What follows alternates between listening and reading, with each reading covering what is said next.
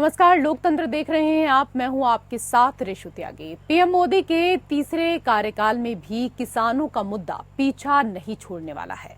PM पद का कार्यभार संभालने के बाद पहले दिन ही पीएम मोदी ने किसानों को किसान सम्मान निधि की 17वीं किस्त की सौगात दी थी, लेकिन किसान इतने भर से संतुष्ट नहीं।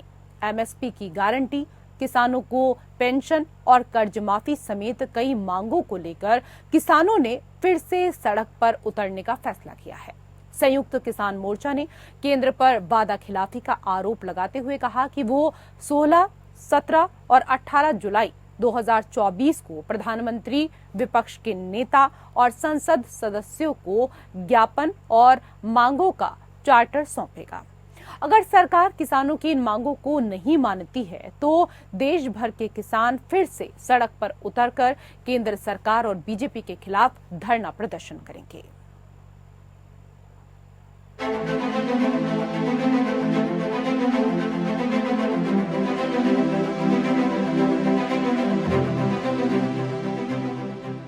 तीसरी बार प्रधानमंत्री बनते ही पीएम नरेंद्र मोदी ने जिस पहली फाइल पर साइन किए थे वो थी किसानों के लिए सौगात। पीएम मोदी शपथ लेने के दूसरे दिन 10 जून 2024 को किसान सम्मान निधि की 17वीं किश्त जारी करने की फाइल पर उन्होंने हस्ताक्षर किए थे, जिससे 9.3 करोड़ किसानों के खाते में लगभग 20,000 करोड़ रुपए डाले गए। प्रधानमंत्री बनने के बाद पहली घोषणा किसानों के लिए कर पीएम मोदी ये जताना चाहते हैं कि उनकी प्राथमिकता में किसान हैं।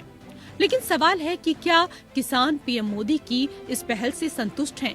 ये सवाल इसलिए क्योंकि संयुक्त किसान मोर्चा यानी एसकेएम ने एक बार फिर केंद्र सरकार के खिलाफ किसानों के आंदोलन की घोषणा की है। संयुक्त किसान मोर्चा का आरोप है कि 3 साल हो गए हैं, सरकार ने हमारी बात नहीं सुनी है, न ही हमें किसी बैठक के लिए बुलाया गया है। एमएसपी और कानूनी गारंटी अभी भी नहीं दी गई हैं। किसानों ने चेतावनी दी कि पिछली बार दिल्ली घेराव था, लेकिन इस बार हम अखिल भारतीय आंदोलन करेंगे। संयुक्त किसान मोर्चा एमएसपी, कानून की गारंटी, ऋण माफी, फसल बीमा, किसानों और खेतीहर मजदूरों की पेंशन, बिजली के निजीकरण को वापस लेने और अन्य मांगों को लेकर फिर से अपना आंदोलन शुरू करेगा। संयुक्त किसान मोर्चा ने कृषि के लिए अलग बजट, केंद्र सरकार में सहकारिता विभाग को समाप्त करने, कृषि इनपुट पर जीएसटी नहीं लगाने की मांग की है।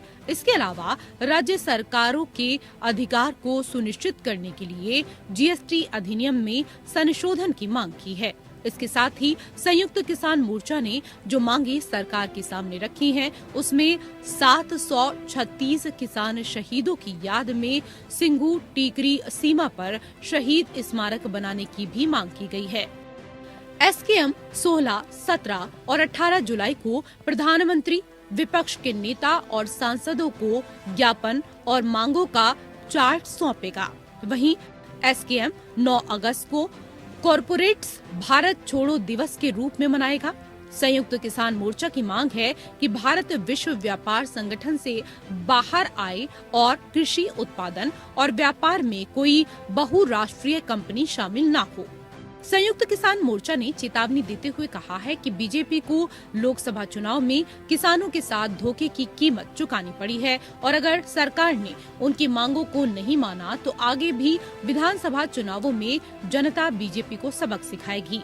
एसकेएम का दावा है कि बीजेपी को बेनकाब करो, विरोध करो और दंडित करो। अभियान ने उन सभी जगह पर बड़ा प्रभाव डाला है जहां किसान आंदोलन व्यापक और सक्रिय था। पंजाब, हरियाणा, उत्तर प्रदेश, राजस्थान और महाराष्ट्र की 38 ग्रामीण सीटों पर बीजेपी की हार और यूपी के लखीमपुर खीरी में तत्कालीन केंद्रीय मंत्री अजय मिश्रा टेनी और झारखंड के खूंटी में कृषि मंत्री अर्जुन मुंडा की हार किसानों के संघर्ष के प्रभाव को दिखाती है। संयुक्त किसान मोर्चा के मुताबिक बीजेपी 159 ग्रामीण बहुल निर्वाचन क्षेत्रों में हारी है। किसान संगठन का दावा और आंकड़ा बीजेपी की चिंता बढ़ा रहा है। अगले 6 महीने में हरियाणा, महाराष्ट्र, दिल्ली और झारखंड में विधानसभा चुनाव होने हैं। खासकर हरियाणा और महाराष्ट्र में किसानों का बड़ा प्रभाव है और बीजेपी यहां अपनी सत्ता बचाने के लिए संघर्ष कर रही है। ऐसे में किसानों का आंदोलन बीजेपी की परेशानी बढ़ा सकता है। Bureau report, APN। तो संयुक्त किसान मोर्चा ने एक बार फिर से केंद्र सरकार के खिलाफ किसानों के आंदोलन की अब घोषणा कर दी है। SKM, MSP, कानून की गारंटी, ऋण माफी, फसल बीमा, किसानों और खेतीहर मजदूरों की पेंशन, बिजली के निजीकरण को वापस लेने और अन्य मांगों को लेकर फिर से अपना आंदोलन शुरू कर सकता है। तो इसी को लेकर लोकतंत्र में करेंगे हम चर्चा। कई विशेष अतिथि हमारे साथ पैनल में जुड़ चुके हैं, उनका परिचय आपके साथ करा देते हैं। हमारे साथ बीजेपी के प्रवक्ता राकेश पोद्दार जी जुड़ चुके हैं, स्वागत आपका। हमारे साथ किसान नेता राजेंद्र यादव जी जुड़ चुके हैं, आपका भी स्वागत राजेंद्र जी। और हमारे साथ कांग्रेस की प्रवक्ता डॉक्टर अनु प्रसाद जुड़ चुकी हैं, आपका भी बहुत बहुत स्वागत। राकेश पोद्दार जी, पीएम मोदी ने शपथ लेने के दूसरे दिन ही किसान सम्मान निधि की 17वीं किस्त जारी करने के लिए फाइल पर हस्ताक्षर किए और इससे 9.3 करोड़ किसानों के खाते में लगभग 20,000 करोड़ रुपए डाले गए। प्रधानमंत्री बनने के बाद पहली घोषणा किसानों के लिए करके पीएम मोदी ये जताना चाहते थे कि उनकी प्राथमिकता में किसान हैं। लेकिन किसान इतने भर से संतुष्ट नहीं है, क्योंकि संयुक्त किसान मोर्चा ने एक बार फिर से केंद्र सरकार के खिलाफ किसानों के आंदोलन की घोषणा कर दी है। सर राकेश पोद्दार जी। जी रिशु जी, हमारे देश के प्रधानमंत्री नरेंद्र मोदी जी की प्राथमिकता है कि किसान के जो मुद्दे हैं और किसान जनधन खाते के माध्यम से सम्मान निधि योजना के तहत हम लोग आज से नहीं, जब से हमारी सरकार बनी है, जब से ये योजना आई है, मैं इनको सीधा पैसा उनके खाते में भेजने का काम करते हैं। साथ में हम लोगों ने फसल बीमा का भी काम किया। इस बजट में जब हमारी सरकार बनने से पहले वाली बजट जो फरवरी में जो सीतारमन जी ने बजट लाया था, उस बजट में हम लोगों ने एससी किसान है उनको 6.5 लाख रुपया देने का काम किया कि ताकि वो किसान अपने आप को आत्मनिर्भर कर ले। एसटी किसान को भी हम लोगों ने 6.5 लाख रुपया देने का काम किया कि ताकि वो भी अपने आप को आत्मनिर्भर कर ले। साथ में उसी किसान योजना के तहत एक मछुआरे जो जाल बनाते हैं उसमें भी हम लोगों ने उन लोगों को बढ़ाने का काम किया। और हमारे देश के प्रधानमंत्री किसान ही नहीं, बिल्कुल देश के जो अंतिम पंक्ति में जो बैठे हैं उनकी चिंता करते हैं। अभी जो 24 जुलाई को जो सत्र आ रहा है, तो 24 जुलाई को जो बजट सत्र आ रहा है उसमें देखिएगा कि किसानों के लिए हमारे देश के प्रधानमंत्री बजट में लाएंगे। और आज मैं एक और बड़ी बात आपके सामने करना चाहता हूं कि आप आज नहीं, नीति आयोग में जाके हमारे देश के प्रधानमंत्री खुद नीति आयोग के दफ्तर जाके वहां पे योजनाओं पे काम करने की चिंता की है। ठीक है, मैं आऊंगी वापस से आपके पास, लेकिन राजेंद्र यादव जी, अभी आपने राकेश पोद्दार जी को आपने सुना और वो कह रहे हैं कि बजट में किसानों के लिए एक बड़ा पिटारा खुलने वाला है।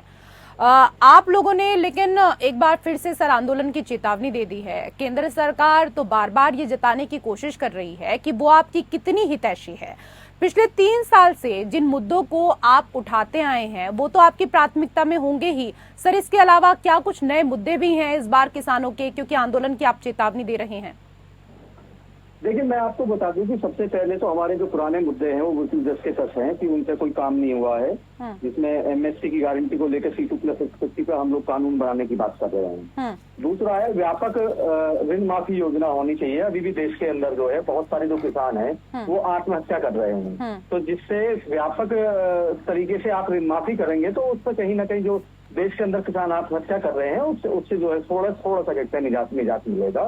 और बिजली का निजीकरण के लिए हम लोगों ने इसमें महत्वता दी है कि बिजली का जो निजीकरण चल रहा है, प्रीपेड मीटर लगाने की बात कर रही है सरकार, हम उसका विरोध इसमें कर रहे हैं। तीसरा है कि जो फसल और पशु बीमा योजना है कि वो भी एक उसमें बहुत बड़ा झोल है। हम बहुत पहले से इसकी मांग करते हुए आए हैं कि इससे जो है हम लोग जो है चाहते हैं कि सरकार इसमें थोड़ा सा तब्दीली लाए, बदलाव करे।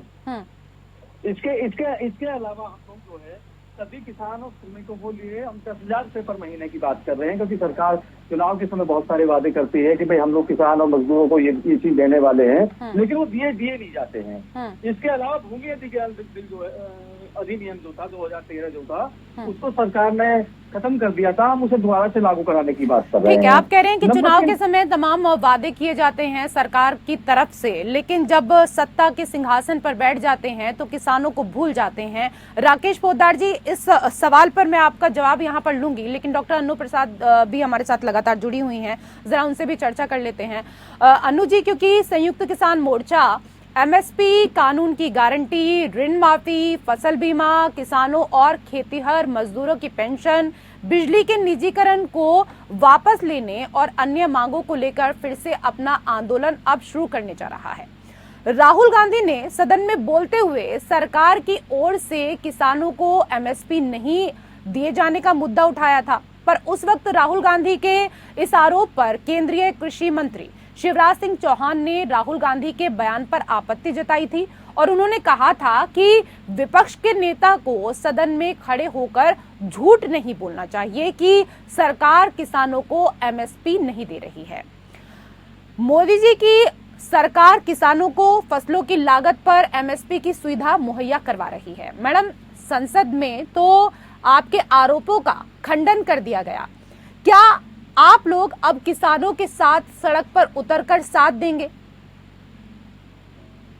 सबसे पहले आप सभी लोग को मेरा नमस्कार, एपीएन न्यूज के सभी दर्शकों को मेरा नमस्कार। देखिए, एक चीज रही बात बीजेपी की, जो ये कह रहे हैं कि सदन में खड़े होकर झूठ बोलना ठीक नहीं है, तो मैं तो यही पूछना चाहूंगी सबसे पहले बीजेपी के लोगों से कि अपने जिस हिसाब से इन लोगों ने जो वादे किए, चाहे वो 2014 के हो चाहे 2019 के वाले, तो क्या झूठ सिर्फ ये सदन में, ये हर जगह अपने हर घोषणा पत्रों में भी जो झूठ अब तक बोलते आए हैं, क्या इन सब चीजों का कोई जवाब है? और रही बात राहुल गांधी जी की स्टेटमेंट की, तो वो बहुत सारी ऐसी चीजें होती हैं जो हमेशा बीजेपी के लोग छुपाते आए हैं कि इस तरीके की घटनाएं नहीं हुई है, हमने वो सारे वादे पूरे किए। अगर वादे उन्होंने पूरे किए होते तो मुझे नहीं लगता कि जनता को इतने बड़े संख्या में सड़कों पे उतरने की आवश्यकता पड़ती।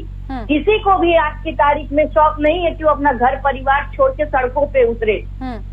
बीजेपी तो ये भी कहती है कि हम भाई रोजगार दे चुके हैं, बीजेपी तो ये भी कहती है महिलाओं को सुरक्षा दे चुके हैं, बीजेपी तो ये भी कहती है कि सब कुछ खुशहाल है, पूरा हर जगह विकास की गंगा बह रही है, हर जगह विकास ही विकास है। अगर इतना कुछ बीजेपी ने कर ही दिया है तो आज की तारीख में लोग आंदोलन कर ही क्यों रहे हैं?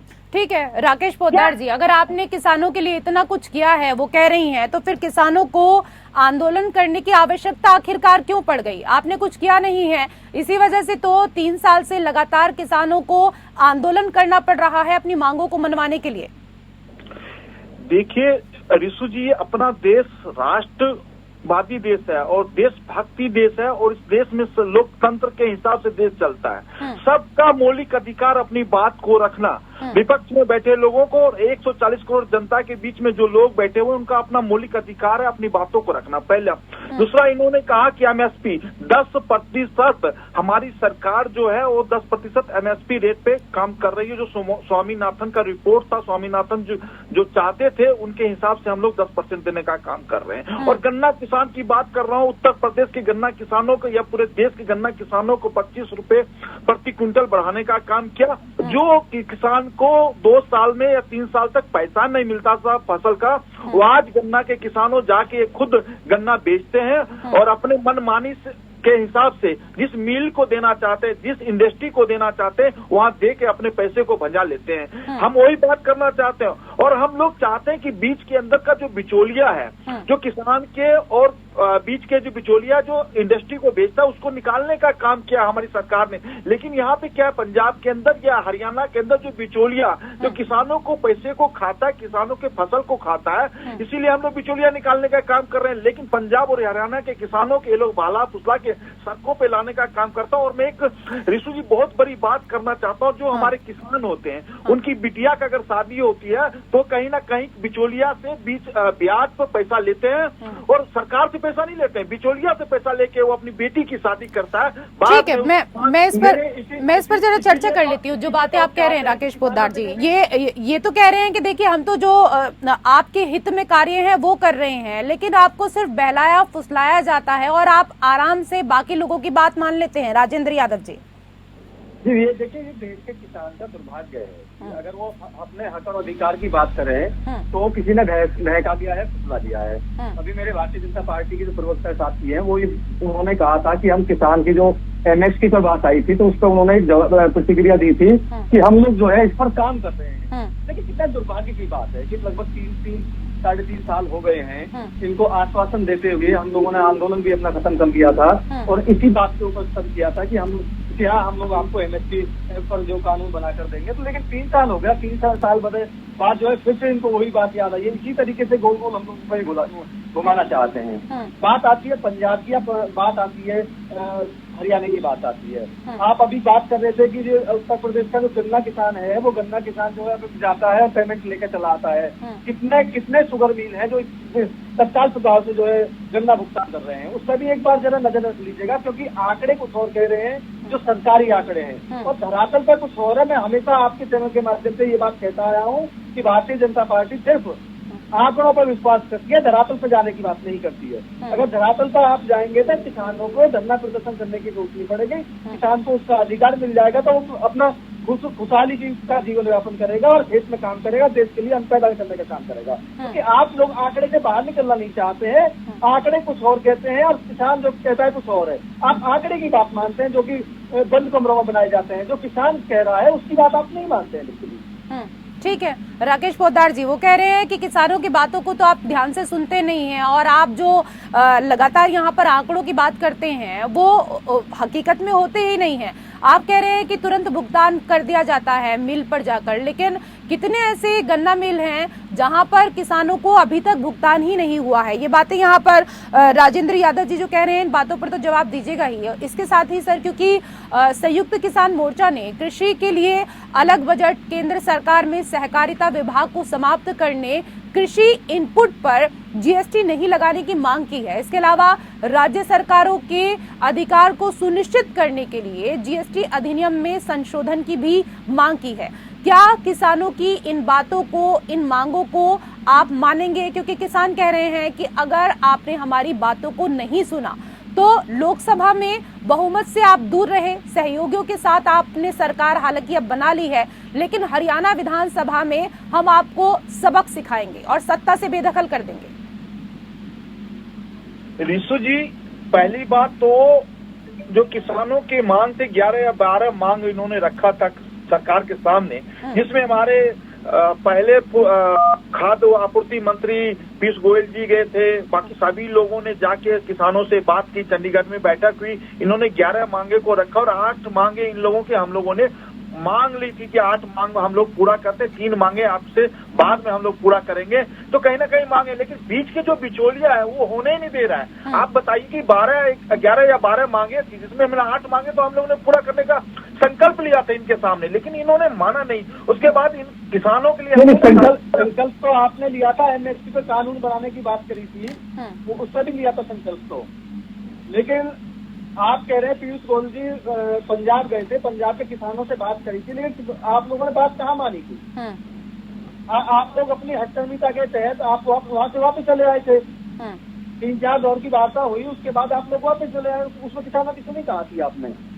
भाई आप सरकार हैं, आप सुना अनसुना करना आप कहा रहे हैं। किसान तो अपने हक और अधिकार की बात करना चाहता है और सरकार से ही बात करना चाहता है, क्योंकि विपक्ष से तो बात करेगा नहीं, क्योंकि आप उसका दर्द जो है दूर कर सकते हैं ना, विपक्ष नहीं कर सकता। ठीक है, लेकिन राजेंद्र यादव जी ये कह रहे हैं कि 11 मिलाकर कुल मांगे आपकी थी, इनमें से सिर्फ 3 बची हैं, लेकिन अब तो आप लगातार अन्य मांगों के साथ भी आगे आ रहे हैं। इस तरह से कब तक आपकी मांगों को पूरा करते रहेंगे? आप एक के बाद एक किस तरह से मांगे उठाते रहेंगे?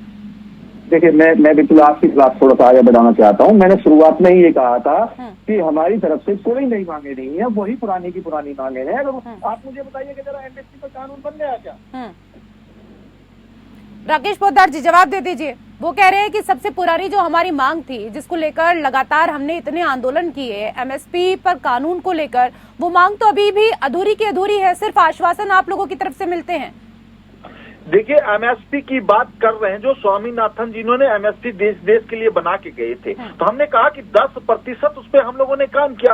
आंकड़े देख लीजिए, किसानों के साथ हम लोगों ने जो काम किया उस आंकड़े से ही बात करना चाहता हूं। जो हमारे भाई साहब कहते हैं धरातल पे नहीं, धरातल पे किसान हमारे खुश हैं। सिर्फ पंजाब और हरियाणा के किसान और उत्तर प्रदेश के जो पश्चिमी किसान प्रदेश के किसान हैं उनको बाला फुसलाया जाता है, और बाकी बिहार के किसान कहाँ गए, झारखंड के किसान कहाँ गए, बंगाल के किसान कहाँ गए, जहाँ हमारी सरकार भी नहीं हुआ। मतलब सीधा सीधा आप तो आरोप यहाँ पर कांग्रेस के ऊपर लगा रहे हैं कि कांग्रेस वाले इनको बहला फुसला रहे हैं। जवाब दे दीजिए डॉक्टर अनु प्रसाद जी, सीधे सीधे आप लोगों के ऊपर आरोप है कि आप लोग बहला फुसला रहे हैं, इस वजह से किसान आंदोलन के लिए तैयार हो जाते हैं जब भी चुनाव आते हैं उससे पहले।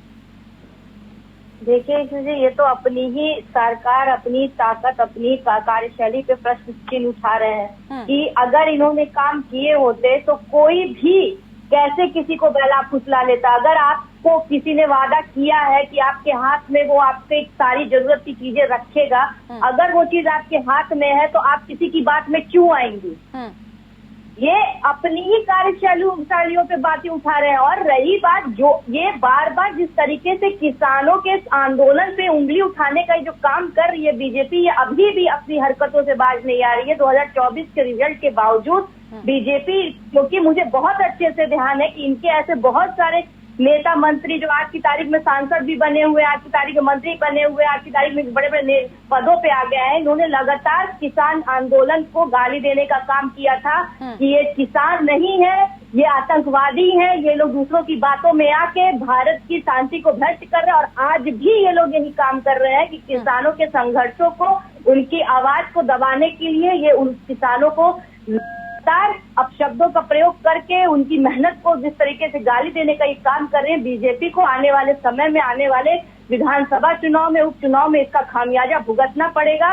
और किसान आज की तारीख में हमारे लिए, हम सभी लोग के लिए किसान भगवान है, अन्नदाता है। चलिए ठीक है, पहले तो कहीं ना कहीं विपक्ष कमजोर था, अब तो क्योंकि संसद के भीतर भी आप लोगों की संख्या काफी बढ़ गई है, किसानों का मुद्दा जोर शोर से संसद के भीतर राहुल गांधी ने उठाया, और सड़कों तक किस तरीके से उठा रहे हैं वो तो अभी हाल फिलहाल में हमने यहाँ पर देखा। लेकिन डॉक्टर अनु प्रसाद जी, क्योंकि किसानों की कई मांग है और लगातार इन बातों को हम दोहरा भी रहे हैं, और संयुक्त किसान मोर्चा की मांग ये भी है कि भारत विश्व व्यापार संगठन से बाहर आए और कृषि उत्पादन और व्यापार में कोई भी बहुराष्ट्रीय कंपनी शामिल ना हो। एसकेएम 9 अगस्त को कॉरपोरेट्स भारत छोड़ो दिवस के रूप में मनाएगा। किसानों की इस मांग से आप सहमत हैं क्या? देखिए अभी किसानों का जो आंदोलन, जो डेलीगेट बना है, उन्होंने स्पष्ट तौर पे कहा है 16, 17, 18 में चाहे प्रधानमंत्री जी हो चाहे विपक्ष हो, सभी लोग को हम अपने मांगों का पूरा एक चार्जशीट हम सौंपेंगे। और जैसे माननीय राहुल गांधी जी लगातार किसानों के हक अधिकार के लिए, उनके वाजिब हर मांगों के लिए उनके साथ खड़े हैं, आगे भी खड़े रहेंगे। और जिस तरीके से किसानों का आंदोलन, संघर्ष उनका चल रहा है, और उनके हर आवाज में उनकी ताकत बन के कांग्रेस पार्टी, इंडिया गठबंधन लगातार उनके साथ खड़ा रहेगा। और रही बात किसानों को बरगलाने की, किसानों को गलत दिशा देने की, तो ये काम ना तो इंडिया गठबंधन ने कभी किया है, ना कांग्रेस पार्टी ने कभी किया है। हम हमेशा लगातार किसानों के साथ खड़े हैं, और ये काम तमिलनाडु, कर्नाटक, हर जगह की हमने एमएसपी की उनको गारंटी भी दी है और उनका कर्ज भी माफ भी किया है। इसलिए हम जानते हैं कि किसान जो मांग कर रहा है वो जायज मांग है, उनकी मांगों को पूरा होना भी चाहिए। और इसके लिए विपक्ष को जितनी मजबूती के साथ, चाहे संसद पे हो चाहे किसानों के साथ सड़कों पे हो, इन कांग्रेस पार्टी और इंडिया गठबंधन उनके साथ खड़ा रहेगा। ठीक है राकेश पोद्दार जी, वो कह रही हैं कि किसानों की जितनी भी मांगे हैं वो सारी मांगे वाजिब हैं। पहले आपको हमने संसद में घेरा था और अब किसान आंदोलन होगा भविष्य में, तो हम सड़कों पर किसानों के साथ खड़े होंगे। देखिए रिशु जी, पहली बात तो मैंने आपसे कहना चाहता हूं कि हमारे देश के प्रधानमंत्री हमेशा ये जो बहुराष्ट्रीय की बात कर रही, हमारी मंशा कभी नहीं कि बहुराष्ट्रीय की कंपनी हमारे देश में आके काम करे। हम लोगों ने इसको बंद करने का काम किया। किस तरह आप देख सकते हैं, चीन का सामान हमारे देश में आता था, हमारे देश के प्रधानमंत्री आते ही इनको बंद कर दिया। और हमारा हमेशा एजेंडा रहता है कि हमारे देश का सामान हमारे देश में ही बिके, मेक इन इंडिया का पे हम लोग काम करना चाहते हैं। ये सिर्फ आप एक माहौल बनाना चाहते हैं पूरे देश के अंदर और पूरे देश में बहलाने फुसलाने की बात करते हैं। हम लोग ना वोकल प्लस लोकल की बात करते हैं कि हमारे देश का सामान हमारे देश में बिके और हम ही लोग उत्पाद करें। इसी तरह मेरे भाई साहब आपने बहुत जी राकेश पोद्दार जी कंप्लीट कीजिए, मैं आऊंगी आपके पास वापस से। देखिए रिशु जी हमेशा हम लोग चाहते हैं कि आपने चीन का सामान हम लोगों ने बंद किया, इसी तरह हम लोग किसान को चाहते हैं कि अपना सामान उत्पाद करे, अपनी फसल को उत्पाद करे, चाहे जो भी हो, और एक्सपोर्ट और इंपोर्ट करे और देश में जाके बेचे। हम लोग विदेश को यहाँ अपने देश में हमारा एजेंडा नहीं है। हमारा एजेंडा आपने क्लियर है, मेक इन इंडिया पे काम करना चाहते हैं, वोकल प्लस लोकल पे काम करना चाहते हैं। इनकी मांग है कि बहुराष्ट्रीय आप अपने चैनल के माध्यम से आप इनके मांगे को देख लीजिए और सरकार की जिस मांग को हम लोगों ने पूरा करने का कोशिश किया, सिर्फ एक ड्रामा है इन लोगों को। ठीक है, जवाब दे दीजिए जल्दी से। राजेंद्र यादव जी वो कह रहे हैं कि हमारा जो एजेंडा है वो तो क्लियर है, लेकिन आप लोग सिर्फ माहौल बनाने के लिए इस तरह की चीजें कर रहे हैं। सर अनम्यूट कीजिए। लिखित में दे रखा है कि जो हम लोग विदेशी कंपनियों का जो विरोध कर रहे हैं, हम किस लिए कर रहे हैं। हम लोग सिर्फ इतना कर रहे हैं कि जो भी ये चीज है इन्हें आप कृषि उत्पादन से अलग रखिएगा, कृषि उत्पाद जो है उसमें मत घुसाइएगा। इसमें कहीं ना कहीं जब आप किसानों की बात करेंगे तो आप जो है फिर ये नया फॉर्मूला दे देता है कि साहब हम तो विदेशी कंपनियों को लेकर आ रहे हैं। और विदेशी कंपनियां जो आके और कृषि जगत में जो है अपनी गिरफ्त बनाती है, अब किसान जो है वहाँ पर अपने आप को ठगा सा महसूस करता है। ये हमारी जो वार्ता हुई थी, मैं आपको बता दूं, जो पंजाब वाली वार्ता की बात ये कर रहे हैं। पंजाब वाली वार्ता में हम लोगों ने इसमें स्पष्ट रूप से मना कर दिया था और बिल्कुल स्पष्टीकरण दिया था कि इस पर हम चर्चा ही नहीं करेंगे। चलिए ठीक है सर, समय का अभाव है और समय नहीं दे पाऊंगी। बहुत बहुत धन्यवाद आप सभी मेहमानों का हमारे साथ इस चर्चा में जुड़ने के लिए। लोकतंत्र में मेरे साथ फिलहाल इतना ही। नमस्कार।